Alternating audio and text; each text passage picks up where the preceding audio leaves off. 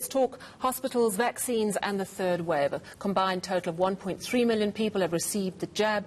I'm joined now by the CEO of the Netcare Hospital Group, Dr. Richard Friedland. Dr. Friedland, thank you so much for joining us. I just want to pick up on the vaccines issue. I know that you've got 3 big sites and at least 30 others, if I'm not mistaken. Are you having to scale back, waiting for more vaccines? Unfortunately, that is the case. Supply is constrained at the moment. We could be doing about 4,500 vaccines at our 3 mega sites.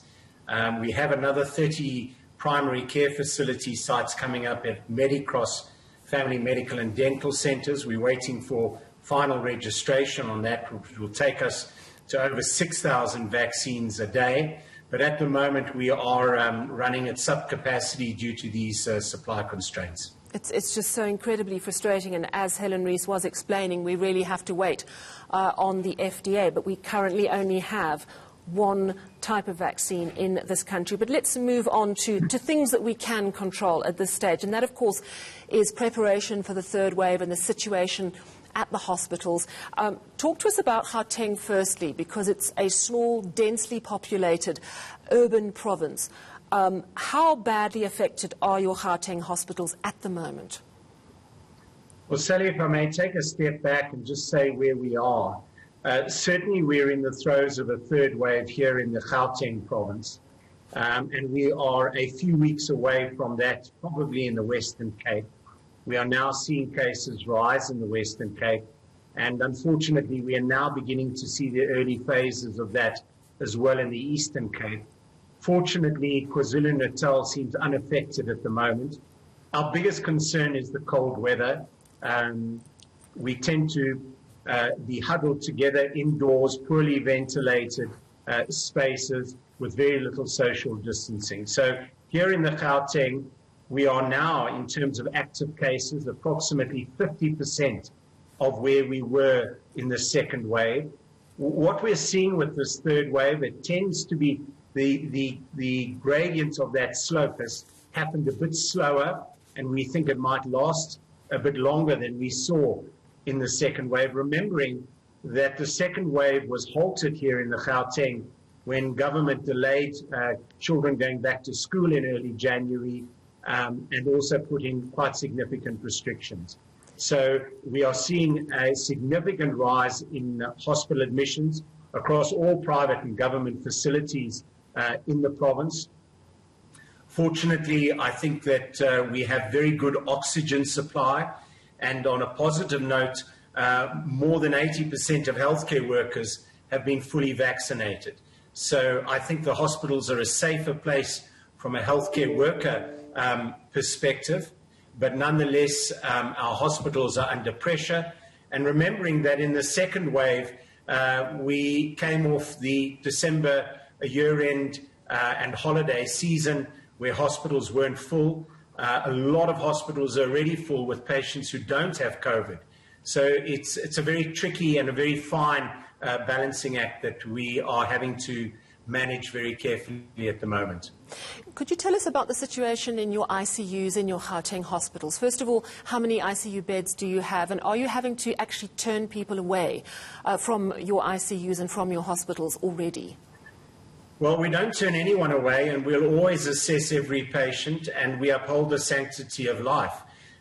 We are ramping up our capacity as we speak to allow for more ICU beds and high care beds to be converted for COVID patients, but also remembering that we have other patients in these units who don't have COVID. So as the surge increases, so we will increase capacity across our hospitals, and we are tending to transfer patients from our various hospitals in between hospitals in the province. We run a 24-hour joint operations command to facilitate that process.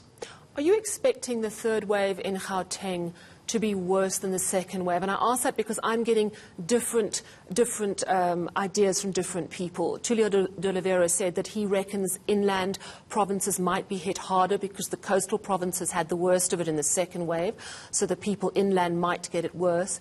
But Professor Bruce Milado is saying he doesn't think it's going to be as bad as the second wave. What are you preparing for at Netcare?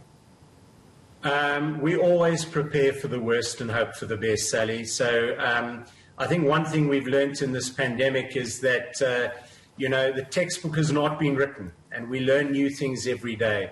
We don't really know how severe it's going to be.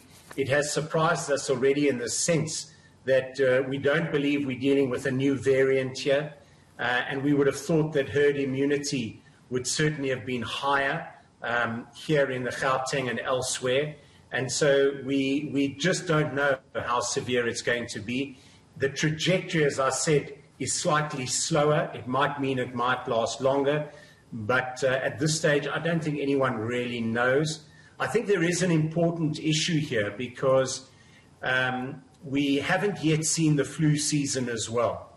And I would urge all of us as South Africans to go out and be vaccinated against flu. Go out and have the flu vaccine. It's not too late. And looking at the data coming out of the NICD, we've only had a handful, some 30 or 40 cases here of influenza. It's not too late to get that flu vaccine and protect yourself as we go into this cold winter season. And is that because if people have the flu jab, they're unlikely to be hospitalized with flu, which will ease the burden on hospitals? Absolutely, and it will prevent the confusion of thinking, well, I may have COVID or I may have flu. Whereas I think that if you've had the flu injection, whilst it's not 100% effective, it certainly is a very, very important protective and preventative measure against what we might see in terms of a flu season. Remembering last year we didn't see influenza because of the harsh and very strict lockdown measures. But we may not be that lucky or fortunate this year round. Oh, just one final question. We know that our hospitals in Gauteng, our government hospitals, are under huge pressure. Charlotte Maxeke is not yet opened, and it's a real problem. It's going to add a massive problem. I know that it's being prioritised to be reopened. To what extent do private hospitals sort of assist government hospitals when things get really bad? I know there's some sort of cooperation, but are you thinking about how you might accommodate government patients as well if it comes to that? Well, we're always cooperating on the ground, and we did so in the first wave and in the second wave, and we continue to do that in the third wave, and we were very involved in the evacuation of patients from that hospital when it was on fire. And we continue to render assistance both between the public and private sectors on an ongoing basis. All right. Well, thank you so much for your time this evening. That was the Netcare CEO, Dr.